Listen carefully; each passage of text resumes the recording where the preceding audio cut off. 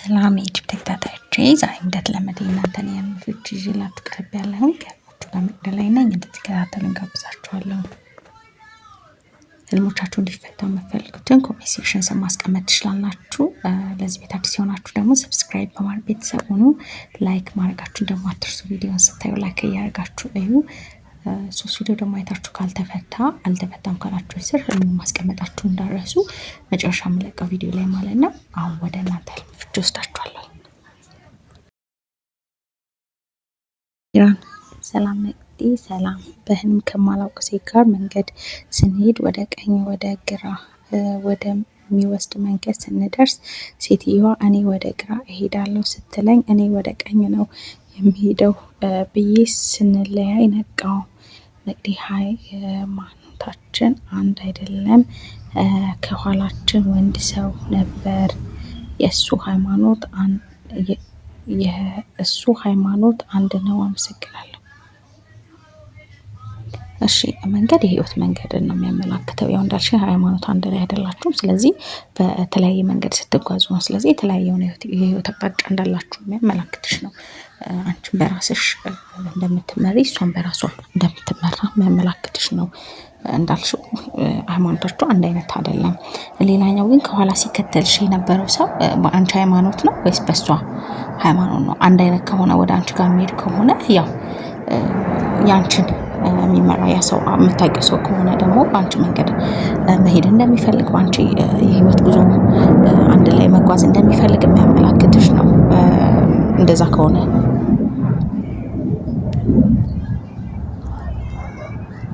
ሰኒ ሰላም መቅዲ በህልም የአክስቴ ልጅ እና የሆነች ቀይ ሴትዮ ጎረቤታችን ናት እና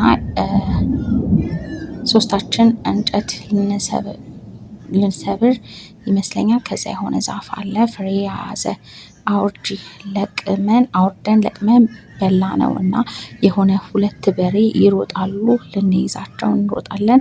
በጣም ይሮጣሉ። ደከመን። ከዛ ተውኳቸው። ከዛ በሬው ወደ እኔ መጣ። ተሸሽጌ ነበረ። እግሩን ስመታው በሬው ወደቀ። ያች ጎረቤታችን ቀይ ሴትዮ መጣች። ሄደ ስላት አረ ወድቋል ስትለኝ የሆነ የተቆፈረ መሬት የውሃ መውረጃ ስለሆነ በሬው መውደቁን አይታየኝም ስለሆነ ይወድቃል ስትለኝ ቀይ ሴትዮ ሊያመልጣት ሲል ቀንዱን ያዘችው። ከዛ እሷ ይዛው እኔ በእርግጫ መታዋለሁ። ከዛ ተቀየረብኝ። እግሩ የሰው ሆነ። ከዛ የአክስቴ ልጅ ከዛፍ ተሰቅላ እንጨት ትሰብራለች። ስሟን ጠርቼ ነይ ተይዟል በሬው እላታለሁ እና ይቅርታ በዛሁብሽ መቅዲ። ችግር የለውም። እሺ በህልም ቀይ ሴት ያው በመቤቴ ነው የምትመሰለው እና እንጨት ሲሳይ ነው። እንጨት ሲሳይ ነው የሚያመላክተው።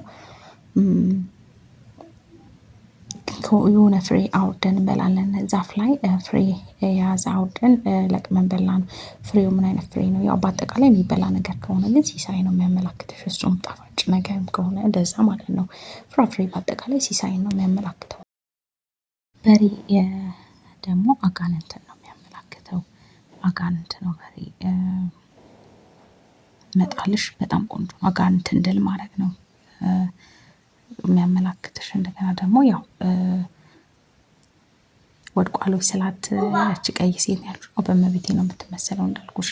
እንጨቱም ሲሳይ ነው ቆንጆ ነው እና ሲይዘው ግን እግሩ የሰው ይሆንብኛል ነው ያልሽው። ስለዚህ ያው ጸሎት አድርጊ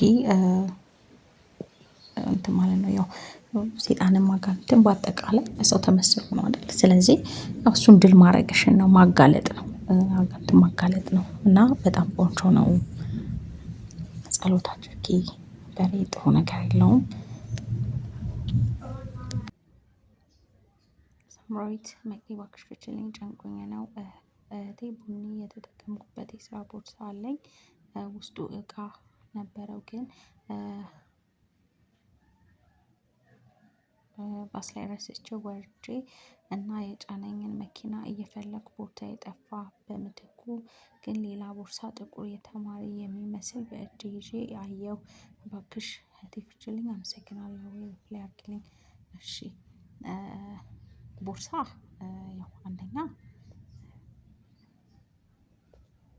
ልጅን ያመላክታል። ያለው ደግሞ ብር ምናምን ከሆነ ያለው ውስጡ ብቻ ግን የሆነ ሙሉ የሆነ ቦርሳ ከሆነ ደግሞ ገቢን ያመላክታል። ግን ሲጠፋ ማየት አንደኛ የሆነ ከሰዎች እንዳያውቁ የምትፈልጊው ነገር ካለ ያ ነገር ይፋ ሊወጣ እንደሆነ የሚያመላክትሽ ነው። ሁለተኛ ደግሞ ያው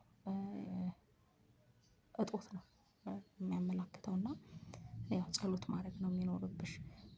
ጥቁር የተማሪ የሚመስል በእጄ ይዣለሁ ያው ቦርሳ በጀርባ የሚያዝ ቦርሳ ከሆነ ታታሪነትን ጥንካሬን ወይም ደግሞ ውጤታማነትን ያመላክትሻል። ግን ያ ቦርሳ ማጣትሽ ግን የመጥፋቱ ግን ቦርሳ ጥሩ አይደለም። አንደኛ ልጅ ካለሽም መጠንቀቅ ሴት ልጅ ማለት ነው ካለችሽ ተጠንቀቂ ጸሎት አድርጊ።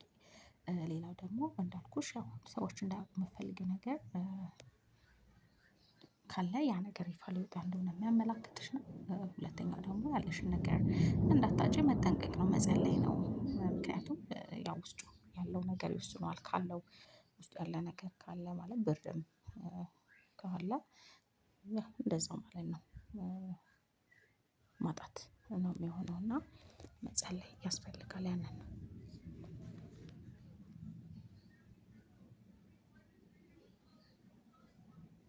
ይሆናል እህቴ አሁን መልሽልኝ በምታምኚው አምላክ በህልም ፍቅረኛዬ ቃል ሲገባልኝ አየሁ በጽሁፍ በዚህ መልስልኝ። ዳታ ስለሌለኝ እሺ ኦሬዲ እዚህ ጋር አነበብኩትኝ ያው እዛ ላይም ከፈለግሽ እዛ ላይ እንትን እልልሻለሁ። ቃል ሲገባልሽ ማየት ካንቺ ጋር ያለውን ነገር እንትን ለረጅም ወይም ደግሞ በጥሩ ሁኔታ ያለውን ግንኙነታቸውን ማስቀጠል እንደሚፈልግ ቃል ነው ቃል ኪዳን ነው። ቆንጆ ነው ቃል ማለት ቃል ኪዳን ሲገባልሽ ነው አይደል? ያው ቃል እየገባልሽ እስከሆነ ድረስ የሆነ እንድትተማመኝበት በሱ እንትን እንድትይ እንደሚፈልግ የሚያመላክትሽ ነው። እና ቆንጆ ነው። ፍቅር ሰላም መቅዲ ስለምትፈችልኝ አመሰግናለሁ። በህልም ከድሮ ፍቅረኛዬ ጋር ደረጃ ስንወርድ ቀስ በይ እያለኝ አየሁ። ደረጃው ጠመዝማዛ ነገር ነው።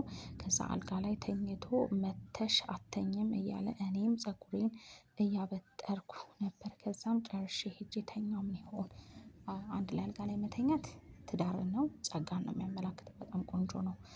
ሌላው ደረጃ ቀስ ብለሽ ጠመዝማዛ ሆኖ ግን አብራችሁ ስትወርዱ ነው ያየሽው ሀሳብን መወጣት መወረድን ነው የሚያመላክተው እና ቆንጆ ነው በጣም የሆነ አስቸጋሪ ነገር ቢገጥምም ግን ያንን ነገር መወጣትን መወረድን የሚያመላክት ነው። እና የሆነ ጥሩ እንደሚሆን መጨረሻው የሚያመላክትሽን ያው አንድ ላይ ነው አልጋ ላይ ራሳችሁን ያየሽው አልጋ ደግሞ እንዳልኩሽ ትዳርን ጸጋን ያመላክታል በጣም ቆንጆ ነው። ቃል ኪዳን ሰላም መቅዲ እንዴት ነሽ? እግዚአብሔር ይመስገን ከሆነ ልጅ ጋር ነበርኩኝ አብረን እየሄድን የሆነ ሰዎች ያባርሩናል። ከዛ እየሮጥን አምልጠናቸው የሆነ ተራራ ጫፍ ደረስን። ከተራራ ጫፍ ላይ ቁጭ ብለን የሆነ ከተማ እያየን ነጋ። መቅዲ እሺ አንደኛው ሰዎች የማታውቃቸው ሰዎች ሲያሳድዱ የአጋንንት ውጊያ በዙሪያችሁ እንዳለ የሚያመላክትሽ ነው። እና ማምለጥ በጣም ቆንጆ ነው ከሆነ መጥፎ ነገር እያመለጣችሁ እንደሆነ የሚያመላክትሽ ነው። ተራራ መውጣት ደግሞ አንደኛ እድሜ ነው ሁለተኛ ደግሞ ፈተናን መወጣትን ነው የሚያመላክተው።